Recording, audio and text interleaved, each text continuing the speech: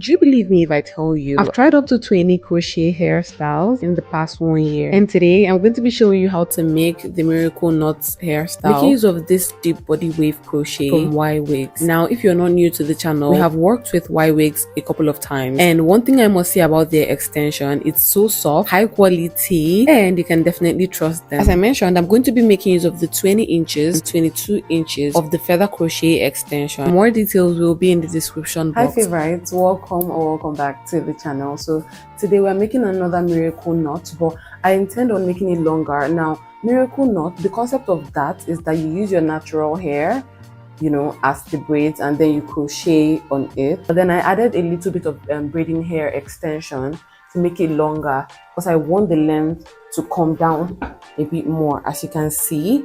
So I observed that the brand sent me 2 different lengths, but the longer one was only a single one. Then the remaining, let's see, the remaining 5, I have 6 packs right here. The remaining 5 are shorter.